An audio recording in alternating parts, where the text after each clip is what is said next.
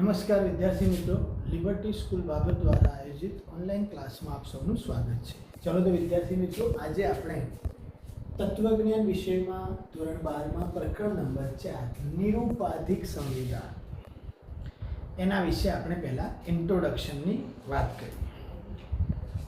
તો નિરૂપાધિક સંવિધાનમાં પ્રસ્તાવના શું છે કે તમે ધોરણ 11માં ભણ્યા નિગમન લક્ષી અનુમાનના પ્રકારો વિશે।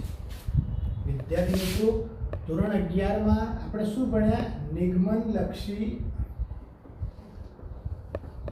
અનુમાનના પ્રકારો કયા હતા? બે હતા, અમધ્યમપદી અનુમાન અને મધ્યપદી અનુમાન। અમધ્યપદી અનુમાન અને બીજું મધ્યપદી અનુમાન। આ બે વિષય આપણે ધોરણ 11માં જેમાં આપણે મધ્યપદી અનુમાન વિશે ભણ્યા હતા, બરાબર વિદ્યાર્થી મિત્રો? આ અમધ્યપદી અનુમાન વિશે આપણે સમજ્યા હતા। તો નિગમન લક્ષી અનુમાનના આ પ્રકારોને આપણે તમારી બુકમાં જે આકૃતિ આપી છે, એટલે કે ચાર્ટ આપ્યો છે, એના આધારે તમે સમજી શકો છો કે નિગમન લક્ષી જે છે અનુમાન એના બે પ્રકાર છે। એક કયું? અમધ્યપદી અનુમાન અને બીજું મધ્યપદી અનુમાન। ઓકે, હવે અમધ્યપદી અનુમાન છે એના વિશે વિદ્યાર્થી મિત્રો આપણે આ આકૃતિમાં જે દર્શાવેલ છે મધ્યપદી અનુમાન એના પ્રકારનો અભ્યાસ આપણે 11મા ધોરણમાં તમે પત્યો, એટલે કે તમે સમજ્યા છો। અને અહીં જેના વિશે આપણે સમજ્યા હતા એને એક સામ્યાર્થી અનુમાન અને એક વિરોધાશ્રિત અનુમાન, એટલે કે અમધ્યપદીમાં એક સામ્યાર્થી અનુમાન અને એક વિરોધાશ્રિત અનુમાન, આ બે વિશે આપણે સમજ્યા હતા। એનો મતલબ કે અમધ્યપદી વિશે આપણે ધોરણ 11માં ભણ્યા। હવે મધ્યપદીની વાત કરીએ જેને આપણે ધોરણ 12માં ભણવાનું છે। આ મધ્યપદી જે અનુમાન છે એક પ્રકાર તરીકે નિરૂપાધિક સંવિધાન છે, એનો એક પ્રકાર તરીકે, એટલે કે મધ્યપદીના 3 પ્રકાર છે। કેટલા પ્રકાર છે? 3। એક નિરૂપાધિક સંવિધાન, એક કયું છે? નિરૂપાધિક સંવિધાન। બીજું વૈકલ્પિક સંવિધાન અને ત્રીજું સોપાધિક સંવિધાન।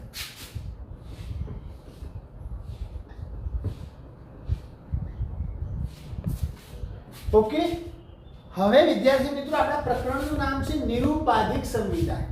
એનો મતલબ કે આનો તો આપણે મધ્યપદી અનુમાનમાંનો એક પ્રકાર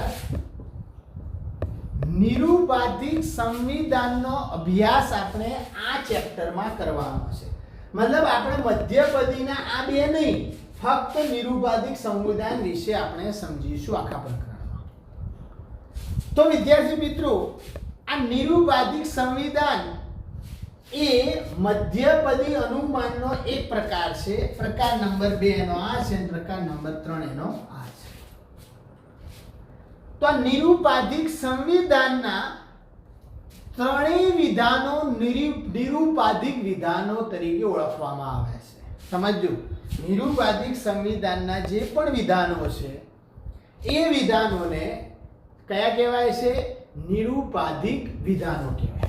નિરૂપાધિક સંવિધાન બધા વિધાનો આખો સરવાળો, પણ એના અંદર આવતા 3 વિધાનોને નિરૂપાધિક વિધાનો કહેવાય। એટલે આના અંદર શું આવે? તો નિરૂપાધિક વિધાનો આવે। શું આવે? નિરૂપાધિક વિધાનો। તો વિદ્યાર્થી મિત્રો, નિરૂપાધિક સંવિધાન વિશે આપણે આ પ્રકરણમાં વિગતવાર અભ્યાસ કરવાનો છે। પરંતુ નિરૂપાધિક સંવિધાનને સમજવું હોય તો નિરૂપાધિક વિધાનની વ્યાખ્યા સમજવી પડે। શું સમજવું પડે? એક આ સમજવું પડે। બીજું, નિરુપાધિક વિધાનનું બંધારણ કેવું છે એને સમજવું પડે, અને નિરુપાધિક વિધાનના પ્રકારો કયા છે એને સમજવા પડે. તો વિદ્યાર્થી મિત્રો, આપણે નિરુપાધિક વિધાનો ત્રણે ત્રણ આવે એ બધાને નિરુપાધિક વિધાનો કહેવાય આના અંદર આવતા. અને આ નિરુપાધિક વિધાનો એ શામાં આવે? નિરુપાધિક સંવિધાન. અને નિરુપાધિક સંવિધાનને અભ્યાસ કરવો હોય તો આપણે એના વિધાનોની વ્યાખ્યા, બંધારણ અને એના પ્રકારો વિશે સમજવું પડે. તો નિરુપાધિક વિધાનમાં આવતા જે પદો છે એને વ્યવસ્થિત રીતે સંક્ષિપ્ત સમજૂતી આપણે મેળવવી પડે. વ્યવસ્થિત રીતે પરંતુ સંક્ષિપ્ત, શોર્ટમાં એની સમજૂતી આપણે મેળવવાની છે. તો આપણે સૌપ્રથમ નિરુપાધિક વિધાનોથી આ પ્રકરણની શરૂઆત કરીએ.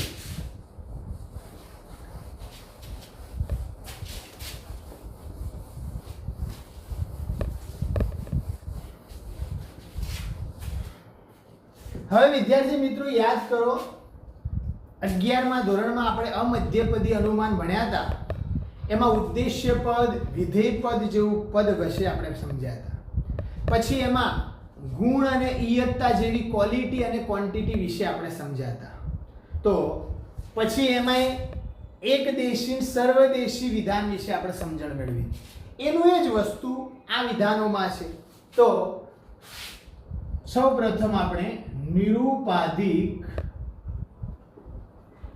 વિધાનની વ્યાખ્યા સમજીએ. શું છે વ્યાખ્યા? નિરુપાધિક વિધાન એટલે કશાકના વિશે કશિક, એટલે કે કોઈના વિશે કશિક. વ્યાખ્યા સમજજો. કશાકના વિશે કશિક, કેવી? કોકના વિશે કંઈક બિનશરતી માહિતી આપતું વિધાન. કશિક કેવી? બિનશરતી માહિતી આપતું વિધાનને શું કહેવાય? નિરુપાધિક વિધાન. તો વિદ્યાર્થી મિત્રો, નિરુપાધિકની વ્યાખ્યા છે સિમ્પલ અને સાદી. શું કહે છે કે નિરુપાધિક વિધાન એટલે શું? તો નિરુપાધિક વિધાન એટલે કશાકના વિશે કશિક, કોઈ બાબત માટે કંઈક બિનશરતી માહિતી આપતું વિધાન. ઉદાહરણ તરીકે સર્વ બાળકો નિર્દોષ છે. ઉદાહરણ છે સર્વ બાળકો નિર્દોષ છે. ચલો વિદ્યાર્થી મિત્રો, આ શું છે? તો આ નિરુપાધિક વિધાન છે. હવે સર્વ બાળકો નિર્દોષ છે તો બાળકો વિશે એટલે કે કશાકના વિશે કશિક, કેવી? નિર્દોષની માહિતી આપતું, અને એ પણ કેવી માહિતી? બિનશરતી માહિતી આપતું વિધાન. એને શું કહેવાય? તો નિરુપાધિક વિધાન. તો નિરુપાધિક વિધાનમાં સમજો મુદ્દા. જેના વિશે માહિતી આપવામાં આવી હોય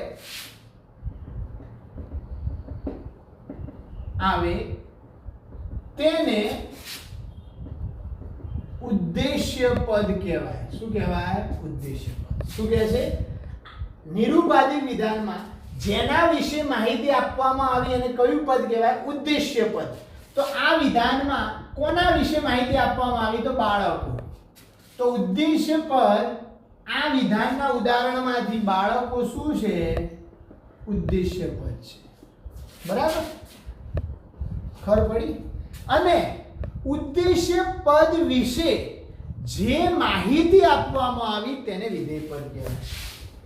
ઉદ્દેશ્ય પદ વિશે જે માહિતી આપવામાં આવી તેને કયું પદ કહેવાય? વિધેય પદ કહેવાય. તો આ વિધાન જે નિરુપાધિક વિધાન છે, બાળકો કોણ છે? ઉદ્દેશ્ય પદ. અને બાળકોની વિશે જે માહિતી આપવામાં આવે એટલે બાળકો કેવા છે? તો નિર્દોષ છે. તો નિર્દોષ એ કયું પદ છે? વિધેય પદ છે. આટલું સમજમાં આવે છે? તો વિદ્યાર્થી મિત્રો, આ ઉદાહરણમાં બાળકો એ ઉદ્દેશ્ય પદ દર્શાવે છે અને નિર્દોષ એ વિધેય પદ છે. તો આ માહિતી આ વ્યાખ્યા છે અને અત્યારે જે ઉદાહરણ દ્વારા આપણે જે સમજી રહ્યા છીએ એ એનું બંધારણ સમજીએ છીએ. શું સમજીએ છીએ? બંધારણ. એટલે કે વિધાનની વ્યાખ્યા અને વિધાનનું બંધારણ. તો કશાકના વિશે કશીક બિનશરતી માહિતી આપતા વિધાનને નિરુપાધિક વિધાન કહેવાય છે. અને ઉદાહરણ તરીકે સર્વ બાળકો નિર્દોષ છે. તો જેમાં વિશે માહિતી આપવામાં આવે એને ઉદ્દેશ્ય પદ કહેવાય. આ વિધાનમાં બાળકો વિશે માહિતી આપવામાં આવી છે એટલે બાળકો ઉદ્દેશ્ય પદ છે. અને એ ઉદ્દેશ્ય પદ માટે જે માહિતી આપવામાં આવે છે માહિતી છે એ વિધાનને વિધેય પદ કહેવાય છે. તો અહીં નિર્દોષ બાળકો વિશે કહેવામાં આવ્યું છે એટલે નિર્દોષ વિધેય પદ છે. આમ દરેક નિરુપાધિક વિધાન એ ઉદ્દેશ્ય પદ અને વિધેય પદ એ બે પદોનું બનેલું એક બિનશરતી કથન છે. તો સાબિતી શું? દરેક નિરુપાધિક વિધાન બે પદોનું બનેલું છે. કયા બે પદો? ઉદ્દેશ્ય પદ વત્તા કયું? વિધેય પદ. દરેક નિરુપાધિક વિધાન બે પદોનું બને છે. પણ વિદ્યાર્થી મિત્રો આ વિધાન એટલે કે આ કથન હકારાત્મક છે કે નેગેટિવ છે, એટલે કે નકારાત્મક છે કે હકારાત્મક છે એ બાબતની સ્પષ્ટતા નિરુપાધિક વિધાનની જે રજૂઆત છે એ રજૂઆતમાં આવતા બે શબ્દો ઉપર ડિપેન્ડ છે. એટલે કે નિરુપાધિક વિધાન હકારાત્મક કે નકારાત્મક તે કોણ નક્કી કરે છે? તો હકારાત્મક એટલે જો પાછળ છે હોય તો હકારાત્મક અને પાછળ નથી હોય એ નકારાત્મક. એટલે કે એની જે રજૂઆત સર્વ બાળકો નિર્દોષ છે તો એ કયું વિધાન છે? નિરુપાધિક હકારાત્મક. અને સર્વ બાળકો નિર્દોષ નથી તો એ કયું આવશે? નકારાત્મક.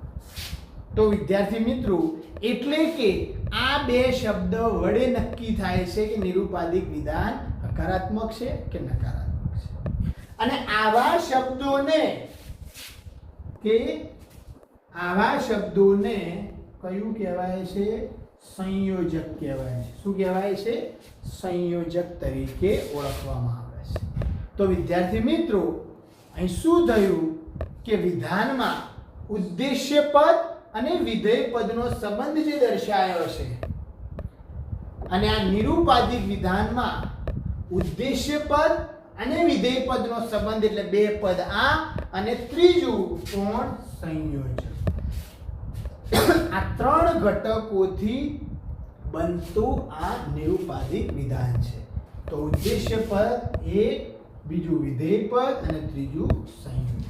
આ ત્રણ જે ઘટકો છે એ બંધારણીય ઘટકો કહેવાય છે. કોના?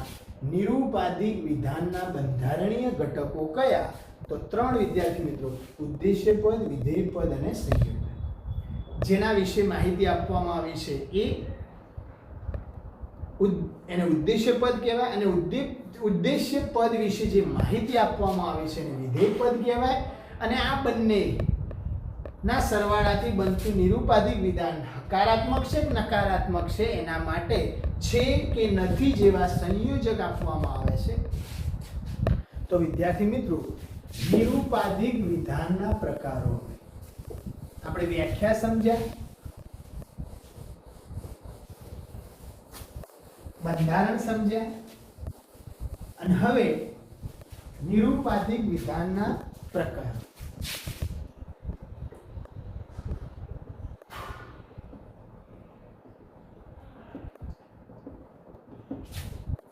તો વિદ્યાર્થી મિત્રો નિરુપાધિક વિધાનના પ્રકારોમાં એક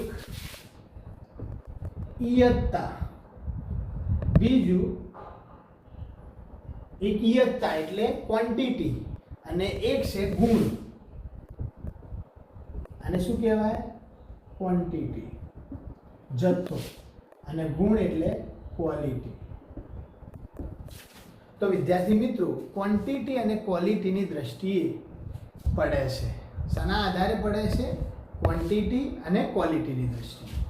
સમજજો, આ ઇયત્તા ગુણ એ કોઈ એના પ્રકાર નથી. નિરુપાધિક વિધાનના પ્રકારો ઇયત્તા અને ગુણ આ બંનેના આધારે પ્રકાર પડે છે. સમજજો, તો તમે પરીક્ષામાં પૂછાય નિરુપાધિક વિધાનના પ્રકારો લખો એટલે તમે શું લખી દો? એક ઇયત્તા ગુણ. આ કોઈ પ્રકાર નથી. આ બંને લક્ષણ છે. ઇયત્તાના ગુણના આધારે નિરુપાધિક વિધાનના પ્રકારો પડે છે. નિરુપાધિક વિધાનના 4 પ્રકારો છે. કેટલા પ્રકારો છે? 4. તો એ 4 પ્રકારો આ બેના આધારે પડે. સમજજો હવે કે ઇયત્તાની બાબતને સમજીએ. બરાબર, આપણે ઇયત્તાને સમજીએ. બીજું આપણે ગુણને સમજીએ. વિદ્યાર્થીઓ, બે શબ્દો જ ખાલી સમજવાના છે કે ઇયત્તાની દ્રષ્ટિએ એટલે કે જથ્થાની દ્રષ્ટિએ નિરુપાધિક વિધાન કાં તો સર્વદેશી હોય કાં તો કેવા હોય? એકદેશી હોય. એનો મતલબ સર્વદેશી નિરુપાધિક વિધાનમાં એનો ઉદ્દેશ્ય પદ સમજો. ઉદાહરણ તરીકે શું છે? સર્વ બાળકો નિર્દોષ છે. આ નિરુપાધિક વિધાન છે અને એ પણ નિરુપાધિક હકારાત્મક વિધાન છે. બરાબર. હવે સર્વ બાળકો નિર્દોષ છે તો બાળકોની વાત આવી. અહીં એક બાળક છે કે સર્વ?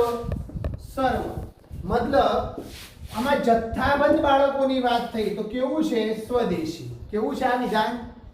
સર્વદેશી. કેવું છે? સર્વદેશી. એનો મતલબ કે યુનિવર્સલ. અને એક દેશી એટલે પર્ટિક્યુલર. હું કહું કેટલાક બાળકો નિર્દોષ છે તો કેટલાક શામાં આવે? એક દેશી. તો સર્વદેશી નિરુપાધિક વિધાનો તેના ઉદ્દેશ્ય પદ દ્વારા નિર્દેશાતા વર્ગના સર્વ સભ્યોના આધારે છે. આ શાના આધારે? સર્વ સભ્યોના આધારે. શાના આધારે પડ્યું? સર્વ સભ્યો એટલે કે બધા સભ્યોના આધારે ઉલ્લેખાય છે. જ્યારે એક દેશી એટલે કે પર્ટિક્યુલર નિરુપાધિક વિધાનમાં ઉદ્દેશ્ય પદ જે છે એના દ્વારા જે વર્ગ નિર્દેશાય છે એ શાના આધારે? કેટલાક સભ્યોના આધારે. કેટલાક અને આ સર્વ સભ્યો. તો આપેલું નિરુપાધિક વિધાન એનો મતલબ કે સર્વ બાળકો નિર્દોષ છે એ વિધાનની વાત કરીએ તો સર્વ એના આધારે આપણે કહી શકીએ કે આ કેવું છે? સર્વદેશી છે. કેવું છે? સર્વદેશી. અને જો કેટલાક બાળકો હોય તો એ કેવું થાય? એકદેશી. તો આ કોનું? સર્વદેશી છે. હવે આ સર્વદેશી છે કે એકદેશી બાબતનો નિર્ણય તેની શાબ્દિક રજૂઆતમાં જે શબ્દો આવે એના આધારે થાય. તો શાબ્દિક રજૂઆતમાં શબ્દો કેવા આવે? તો મતલબ કે સર્વ શબ્દ આવે તો સર્વદેશી. બરાબર. દરેક શબ્દ આવે તો કેવું? સર્વદેશી. પરંતુ કેટલાક શબ્દ આવે તો કયું? એકદેશી. અને આ ઇયત્તા કારકને જોઈને થાય છે. હવે ગુણ ક્વોલિટી કહીએ તો ક્વોલિટી નિરુપાધિક વિધાન કાં તો વિધિવાચક હોય કાં તો નિષેધાવાચક. વિધિવાચક કાં તો નિષેધાવાચક. મતલબ નેગેટિવ કાં તો આ પોઝિટિવ કાં તો નેગેટિવ. ઓકે વિદ્યાર્થી મિત્રો, હવે પોઝિટિવ નેગેટિવ તો આપણે કીધું કે ઉદ્દેશ્ય પદ અને વિધેય પદ વચ્ચે જે સંબંધ છે, જે વિધાયક હોય છે, જે સંયોજક જોડાય છે એના આધારે છે. મતલબ સંયોજક કોણ છે અથવા નથી. તો પોઝિટિવ ક્યારે સંયોજક છે હોય અને નેગેટિવ ક્યારે સંયોજક કેવો હોય? નથી. તો કોના દ્વારા નક્કી થાય છે? સંયોજકના આધારે. શાના આધારે? સંયોજક. એટલે કે વિધિવાચક વિધાનમાં ઉદ્દેશ્ય પદ અને વિધેય પદ વચ્ચેનો સંબંધ વિધાયક હોય છે. વિધાયક એટલે પોઝિટિવ હોય. જ્યારે નિષેધાવાચક વિધાનના અંદર ઉદ્દેશ્ય પદ અને વિધેય પદનો સંબંધ કેવો હોય છે? નેગેટિવ હોય છે, નિષેધક હોય છે. એટલે કે અહીં જે વિધાન સર્વ બાળકો નિર્દોષ છે એ કયું છે? વિધિવાચક વિધાન છે. તો વિધિવાચક સર્વદેશી વિધાન કેવું છે? વિધિવાચક સર્વદેશી વિધાન. તો આ ઈયતતા અને ગુણને આધારે વિદ્યાર્થી મિત્રો 4 પ્રકારો છે. નિરુપાધિક વિધાનના કેટલા પ્રકારો? 4. કયા? તો એક સર્વદેશી ઈયતતાના અને ગુણના આધારે સર્વદેશી વિધિવાચક, એક. બીજો પ્રકાર એકદેશી વિધિવાચક,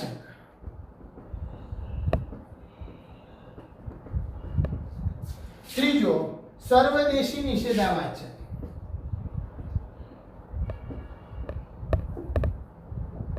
એકદેશી વિધિવાચક, સર્વદેશી નિષેધાવાચક અને ચોથો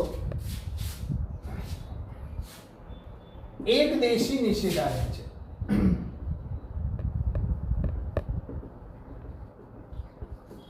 ઓકે વિદ્યાર્થી મિત્રો, તો સર્વદેશી વિધિવાચક એના માટે ગુજરાતીમાં પ્રતીક એને પ્રતીકમાં કેવી રીતે રજૂઆત કરશો? એને શોર્ટમાં પ્રતીક સિમ્બોલ શું? તો એના માટે અંગ્રેજીમાં એ વપરાય છે અને ગુજરાતીમાં સર્વદેશી માટે શું વપરાય? હા. તો સર્વદેશી વિધિવાચકમાં હા, તો એ રીતે સર્વદેશી નિષેધાવાચકમાં ના. બરાબર? એટલે એક દેશી વિધિવાચક હ અને એક દેશી નિષેધાવાચકમાં ન. તો આ પ્રકાર છે વિદ્યાર્થી મિત્રો. તો સર્વદેશી વિધિવાચકને અંગ્રેજીમાં એ આને શું કહેવાય છે? એ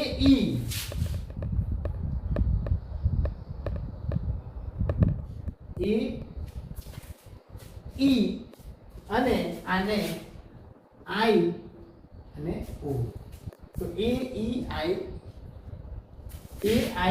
ઓ એટલે કે હા ના તો એ ઈ, હ ન તો આઈ ઓ. તો આ એના છે. મતલબ આમાં શું થયું?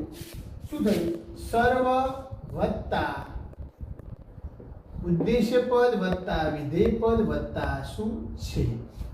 એટલે આમાં શું થયું? સર્વ વત્તા ઉદ્દેશ્ય પદ વત્તા વિધેય પદ વત્તા નથી. એવી રીતે અહીં શું થયું?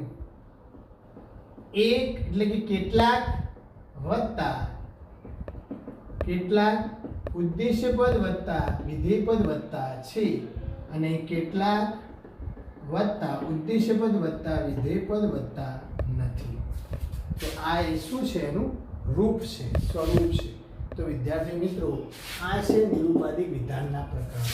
સર્વદેશી વિધિવાચક, સર્વદેશી નિષેધાવાચક, એકદેશી વિધિવાચક, એકદેશી નિષેધાવાચક. શોર્ટમાં એ ઈ આઈ ઓ યુ.